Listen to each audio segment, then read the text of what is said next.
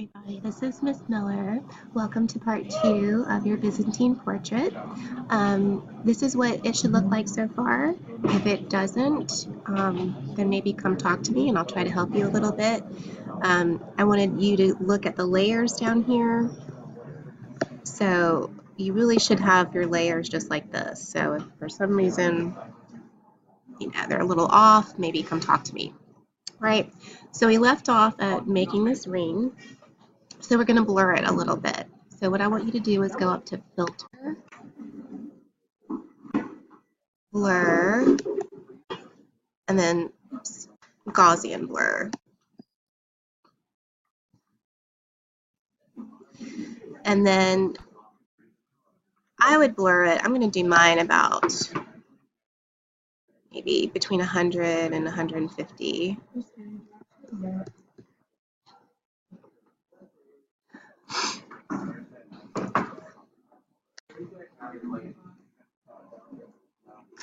Like that. And then hit OK to confirm the change. And then you do want to lower the opacity of that. So go over here to your layer palette and just lower it maybe to like 50%, maybe between 50 and 60%. All right. Going to create rays of light that look like they're emanating from the orb. So what you want to do first is to create a new layer. So go down here to your layer, new layer icon at the bottom of your layer palette. Click on that. And then you're going to go over here to your foreground and background color. So reset it to black and white. Then click on the black foreground color. And then change your brightness to 50%. So over here where it says B, type in 50. Hit OK, and then you're going to fill this new layer. Make sure it's highlighted with that color, so it's kind of a gray color. So you can do that by going to Edit, Fill, and then make sure it's set on foreground color and hit OK. Boom. What I want you to do next is go back to your foreground and background color and go ahead and default it back to the black and white setting like that.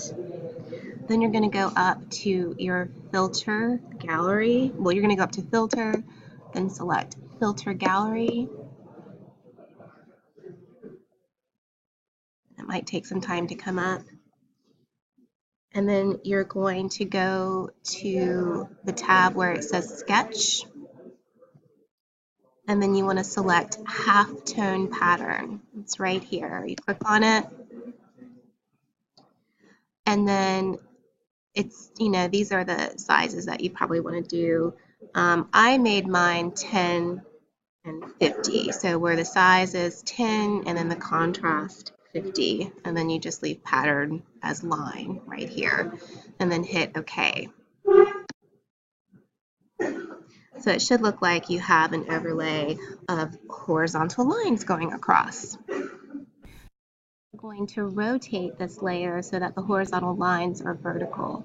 Go up to Edit, and you can go to Free Transform right here. And then you should be able, like if you hover your cursor in the corner, you should be able, when you see it turn into like a curved arrow, you should be able to rotate it. So rotate it. Again, sometimes it's easier if you have a mouse. Boom. And then you might need to pull it on the top and bottom to make sure it covers the entire area. And then hit Enter.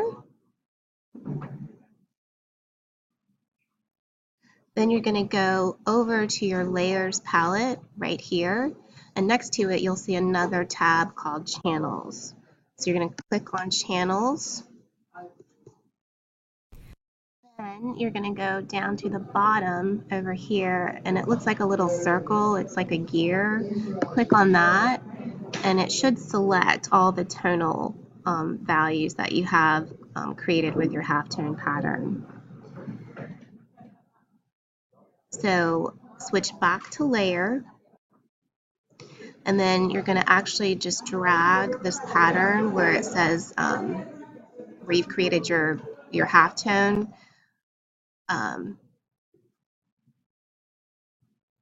Drag it to the trash can because you don't need it, and we're just going to have the selection left over. Oops. Yeah. So now we just have the selection.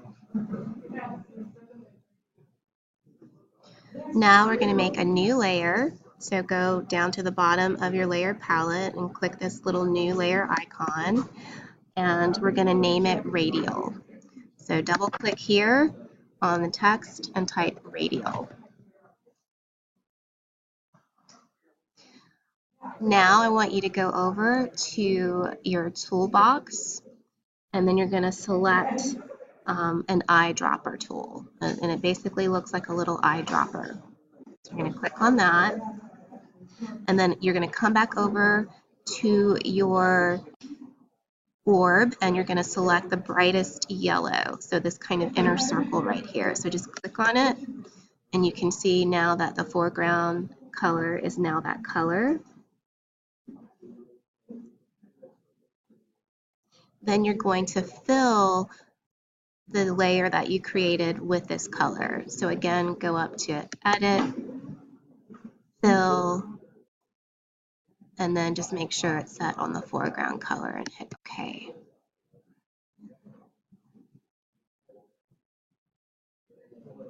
Then go up here to Select, Deselect.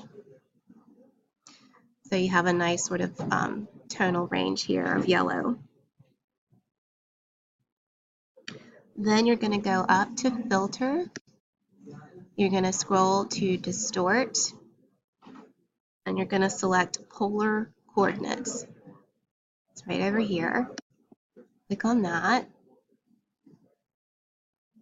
You're going to choose Rectangle to Polar, and then hit OK. Boom! You got your rays. Next, you're going to go back up to Filter. You're going to select Gaussian Blur. So go to Blur, and then Gaussian Blur. And then just change it so that you can still kind of see, so that the rays are a little bit softened. That's too much. That looks pretty good, I think. A little bit more. And then hit OK.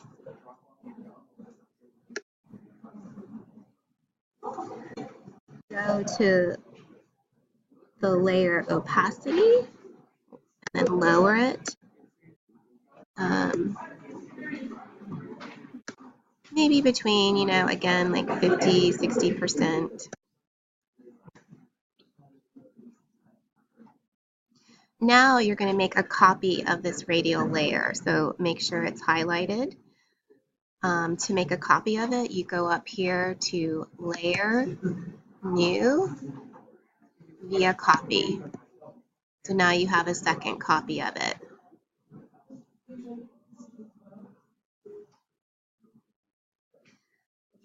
Now you're going to change the blend mode of this layer right here. This is the blend mode where it says normal. You're going to change it to dissolve. And then you're going to lower the opacity, so it kind of makes it look like it's shimmering. Let's see. So you don't want it too much, but just kind of where it's a subtle sort of shimmer. So I have mine about 13. Maybe I'll do 15%.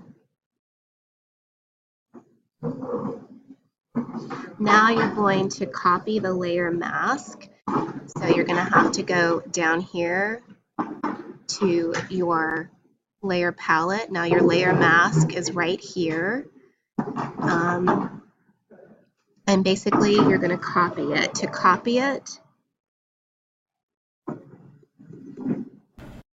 Your layer mask, what you're going to do is use a keyboard function. So what I want you to do is click on that layer and then make sure the layer mask is highlighted. See how it has this little white border around it?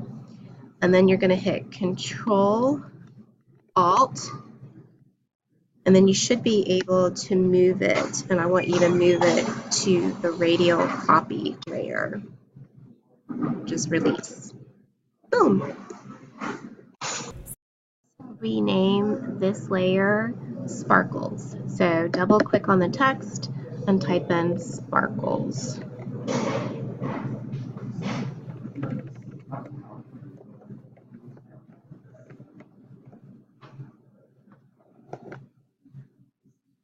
Now you're going to create a new layer. So go down here again to your new layer tab, click on it, and you're going to name this layer Wider Radial.